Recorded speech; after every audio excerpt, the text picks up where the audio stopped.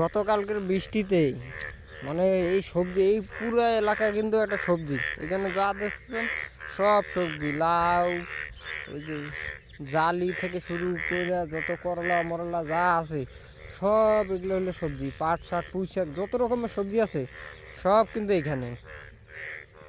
কিন্তু গতকালকে রাত্রে যে ভয়াবহ বৃষ্টি হয়েছে, প্রচণ্ড বৃষ্টির কারণে সব তলাই গেছে, পানির নিচে সব তলাই গেছে। আর সব থেকে মজার জিনিস হলো সে যেটা যেটা সচরাচর পাওয়া যায় না, একদম পিওর গ্রাম ছাড়া যেটা পাওয়া যায় না, সেটা হলো এই ব্যাঙের ডাক।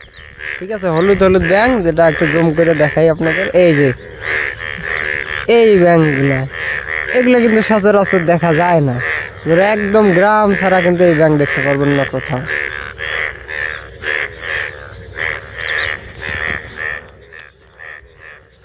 এই যে যা সবজি আসিল, এবার সবজির দাম এইরকম যদি এবার এই পানি যদি দ্রুত যদি এরকম আর দুই একদিন বৃষ্টি হয়, তো এবার ঢাকা শহরের মানুষ আর সবজি খাওয়া লাগবে না, সবজির দাম হয়ে যাবে আকাশ ছোঁয়া। কারণ যে পরিমাণ বৃষ্টি হয়েছে এর ভিতরে সব গেছে পানির নিচে তলায়, এই যে পুঁই শাক পানির নিচে, সব পানির নিচে, লাউ বা যা আছে সব পানির নিচে, সবগুলো গেছে তলে। হ্যাঁ,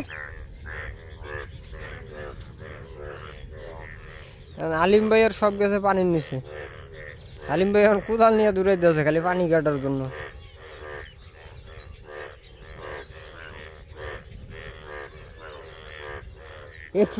এই পুঁই শাক কার? এই পুঁই শাক এই পানি বাইর না করলে তো পুঁই শাক যাবো। আলিম ভাই এখন কোদাল নিয়ে দূরে দিয়েছে। কোনো দিকে নামার জায়গা নাই, সব ভর্তি। এই ব্যাং সচরাচর দেখা যায় না, একমাত্র গ্রাম ছাড়া, একদম পিওর গ্রাম ছাড়া। এরা আরো বৃষ্টি নিয়ে আইব। আর সব থেকে মজার জিনিস যেটা, সেটা হইল ধরছি পাখি, এ পানির ভিতরে পড়ে যায় আর উঠতে পারে না, তো এইটা এটা ধরে ফেলাইছি, যদিও ওটা ছাইরা দেবো, এটা আটকাবো না, কিছুক্ষণ পরে এটাতে মুক্ত করে দেওয়া হবে। হ্যাঁ, তবে এই পাখিগুলা কিন্তু সচরাচর পানির ভিতরে আটকায় না, আটকাইলো কেমনে? আরে আমরা একটু পরে ছাইরা দেবো, এটা রাখবো না। কিন্তু এই পাখির নাম, এই পাখির নাম কি? যারা এই পাখির নাম জানেন তারা বলবেন।